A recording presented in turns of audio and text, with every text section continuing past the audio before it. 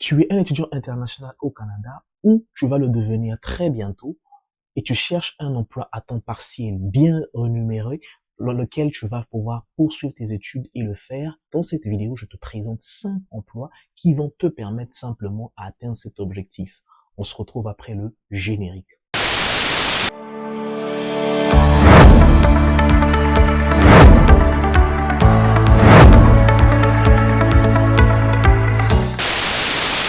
Bonjour à toi et bienvenue sur Mace Opportunity. Ici, je te parle d'entrepreneuriat, de business et de mindset. Si cela t'intéresse, tu peux t'abonner à la chaîne, active la cloche de notification, mais aussi partage autour de toi.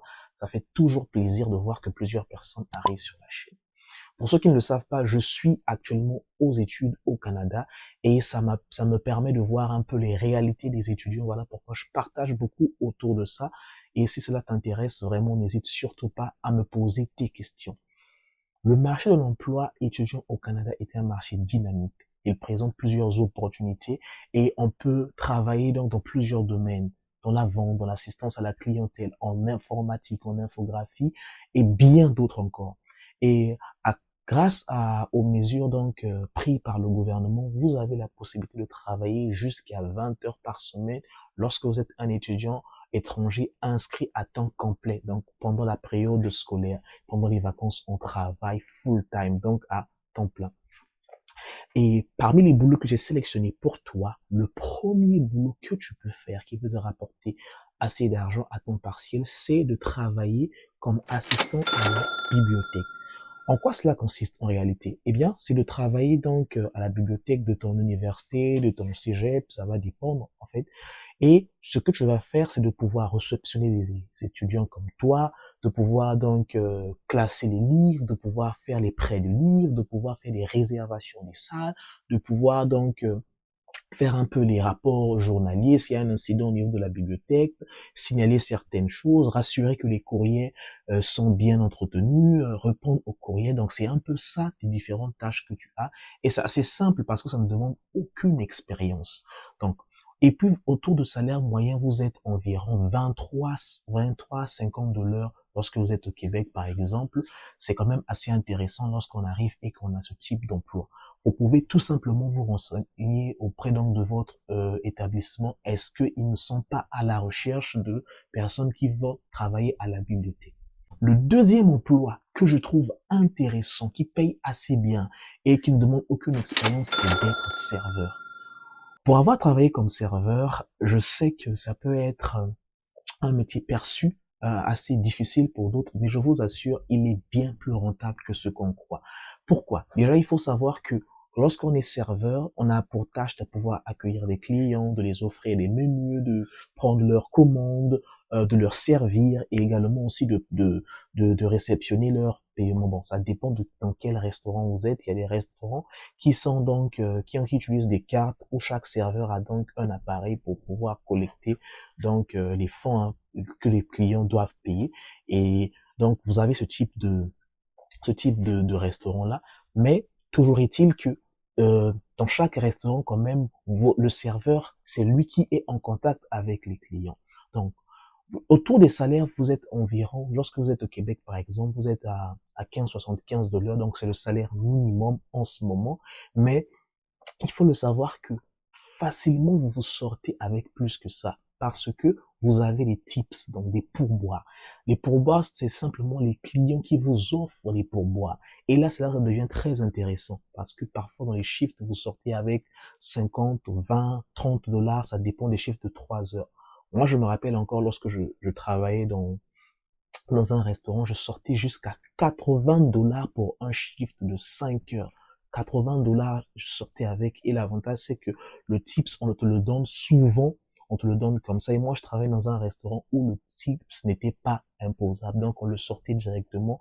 Et c'est là où c'est très intéressant. Donc, les restaurants pour être serveur, c'est très, très, très profitable. Regardez dans ce sens-là aussi.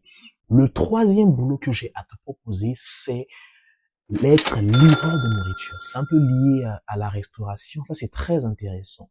Aujourd'hui, avec des applications telles que Uber Eats ou bien DoorDash, vous avez la possibilité de pouvoir livrer des clients. Et là, c'est tellement le fun parce que ici, les habitudes vraiment de commande de nourriture sont très croissants. Les Canadiens, les personnes qui vivent au Canada, même les étrangers aussi, hein, ils commandent beaucoup en ligne la nourriture. T'as un burger ici, t'as une pizza par là, t'as une salade par ici. Et pour cela, il faut qu'ils puissent avoir des livreurs. Donc, c'est là où vous intervenez. Donc, pour cela, il vous faut nécessairement avoir une voiture, un auto, et puis nécessairement avoir donc un permis valide. Mais en tant qu'étudiant étranger, l'avantage que vous avez, c'est que vous pouvez conduire ici avec votre passeport de votre pays. Mais là encore, il faut voir, est-ce que l'application n'accepte je parle de passeport, je disais permis de conduire de votre pays. Donc là, il faut voir, est-ce que l'application accepte le permis de votre pays ou bien il accepte le permis de la province. Si c'est ça, c'est pas grave. Vous pouvez convertir votre permis facilement et comme ça, vous pouvez soumettre, appliquer à ces applications-là après commencer donc à travailler. Là, pour le salaire, c'est simple. Généralement, on va dire qu'on paye par rapport au pourboire. Et les pourboires, c'est les clients qui les donnent. Donc, vous, lorsque vous venez livrer, il y a un pourboire qui est dessus, c'est vous qui le recevez. Et l'avantage avec ça, c'est que vous pouvez avoir double pourboire. C'est-à-dire que sur l'application, même aussi en présentiel, le client aussi peut vous donner du pourboire. Moi, ça m'arrive parfois, je commande sur une application, on me livre, j'ai payé du tips là-bas, mais je donne encore du tips à la personne. Et c'est là où c'est intéressant parce que avec DoorDash, on peut sortir facilement avec 80, 100 dollars par jour.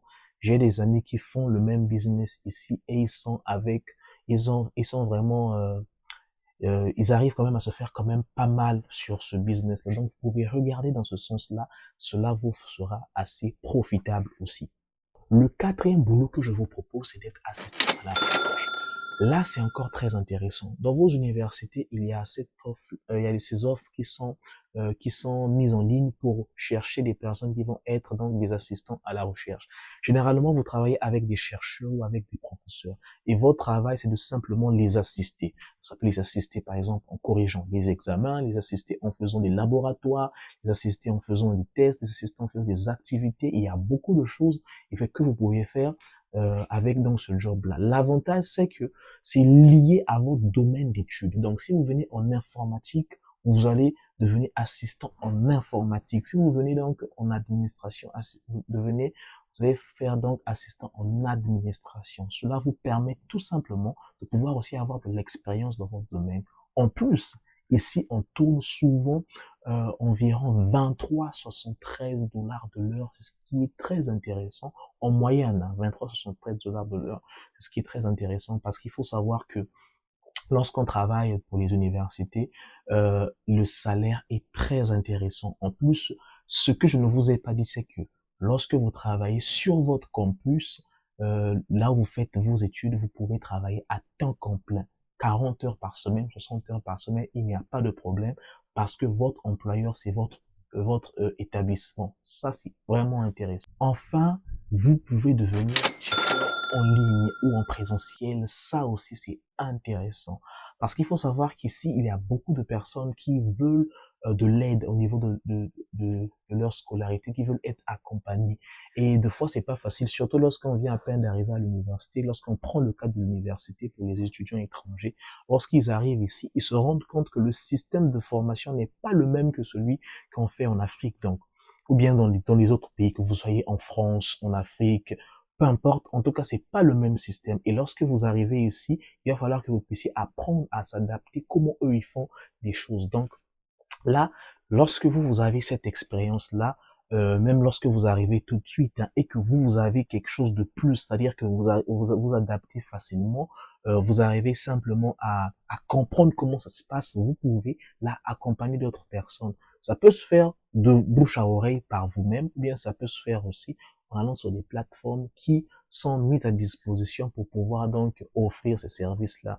Vous allez vous inscrire en tant que donc tuteur et simplement vous pouvez avoir à votre disposition des personnes que vous allez donc donner des cours, des personnes que vous allez pas donner des cours, on va dire des personnes que vous allez encadrer, et bien dans leurs exercices, les expliquer. C'est vraiment ça le tutorat et ça peut être très intéressant. Donc, ça ne demande pas d'expérience, ça demande tout simplement d'avoir vraiment, on va dire, des capacités intellectuelles quand même assez intéressantes, hein, parce que pour la petite histoire, moi, quand j'étais en première année, il fallait que je puisse faire le test enfin, pas le test, je devais faire un cours de mathématiques, un test français. Donc, arrivé, pour moi, donc, mathématiques, c'est quelque chose, en fait, que je savais très bien faire. Donc, du coup, j'avais pas de la difficulté. Mais par contre, j'avais des amis qui avaient de la difficulté. Donc, c'était simple. Le deal était, je t'encadre avec les mathématiques, eh bien, tu me payes à l'heure comme on fait un peu ici. Et c'est à vous de voir, de pouvoir fixer. Donc, si c'est 15 dollars que vous allez faire ça, 16 dollars que vous allez faire ça, mais rassurez-vous, il y a des personnes qui sont prêtes à payer parce qu'elles ne veulent pas rater leur session. L'argent pour s'inscrire au cours coûte plus cher que de te payer pour un tutorat. Donc, voilà un peu les 5 boulots que je vous ai proposés. J'espère que cela va vous aider. Je ne sais pas si toi, tu es ici déjà, tu as un boulot que tu trouves qui peut être intéressant. Dis-le en commentaire afin que les personnes puissent le voir. On se dit à bientôt dans une autre vidéo. N'oublie pas de t'abonner sur Nice Opportunity. Merci.